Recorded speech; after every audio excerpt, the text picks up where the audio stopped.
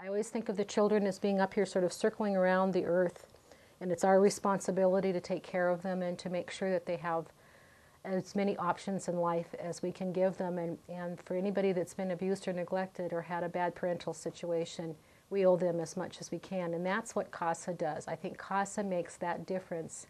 In reality, if we're going to make this world a better place, we have to honestly and with compassion look at the hurt and the pain in the world and begin to work with love and that sense of hope that can be rebuilt.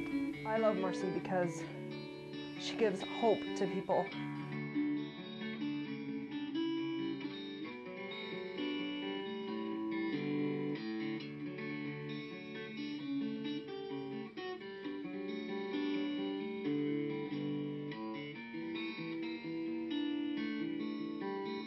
When I met Marcy, she had been in the junior high for a couple months and she wasn't thriving. She had a lot on her mind from some things that had happened in her past.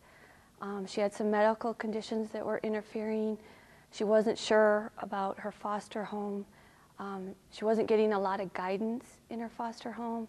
She was failing at school, and she was having troubles keeping friendships. She was really just trying to hold everything together, and she didn't have a lot of support. My name is Carrie Ann Stoker. I'm a child protective specialist in Flathead County in the state of Montana, and I work with Marcy.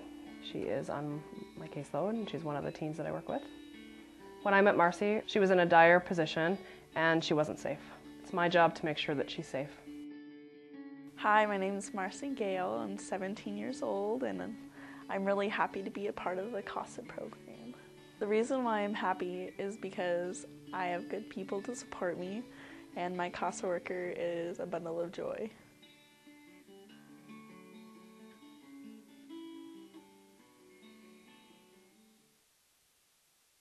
Prior to the CASA program here in Flathead County, the dependent neglect cases, we had to deal with decisions with respect to these children without the invaluable input that we now get from the CASA volunteers, who spend a lot of intimate time with these children to see their circumstances and get to know them and be able to form opinions as to what's best for them. And then we get that input from those CASA volunteers who don't have any kind of an agenda other than what's best for these kids who are in bad situations for various reasons, parents on drugs or just neglectful or whatever. Today, I want to tell you about Marcy. Is she works at the Dairy Queen. She's really outgoing. We get together about every 2 or 3 weeks, and our favorite thing right now to do is to go to a Mexican restaurant and we just hang out, and I feel like she's really relaxed. She's a teenager. I kid her about having her cell phone with her all the time, texting. I feel like our relationship is really open, and I'm just so impressed with the way she's grown up and blossomed. And I think having the security of a good foster family has just been the greatest gift for Marcy. It feels wonderful just to know you're making a difference.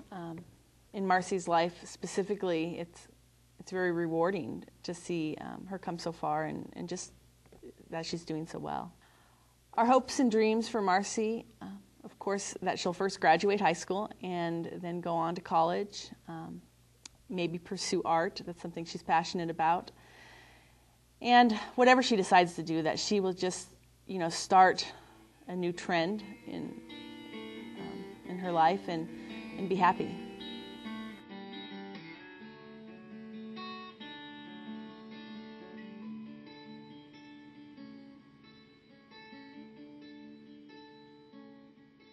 Well, I think that volunteering as a CASA is one of the most rewarding things you can do, because you're dealing with the helpless. You're giving them a voice, you're speaking for them, you're making sure that they are heard and taken care of, and there's nothing much better than that.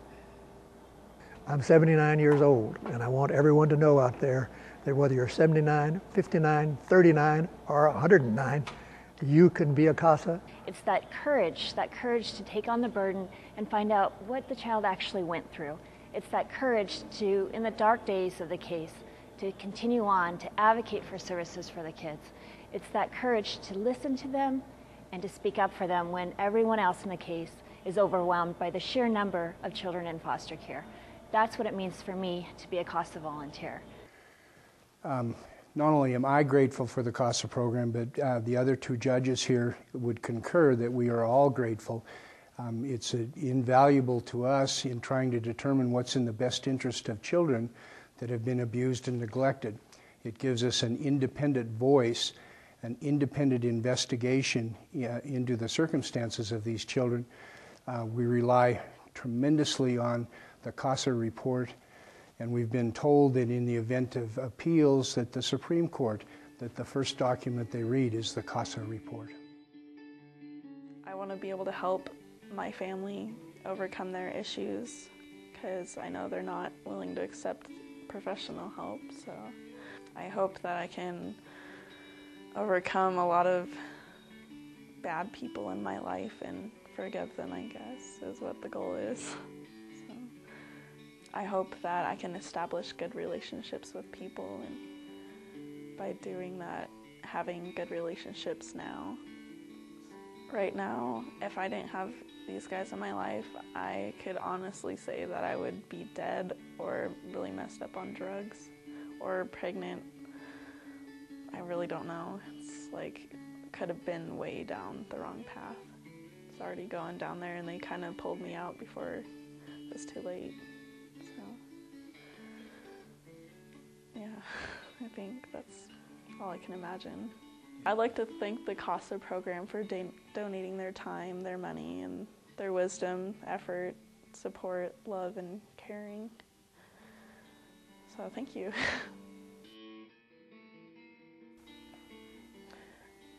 I love Marcy because she gives hope to people in a field that sometimes there isn't hope, and faith in a system that can work and can protect and save our children.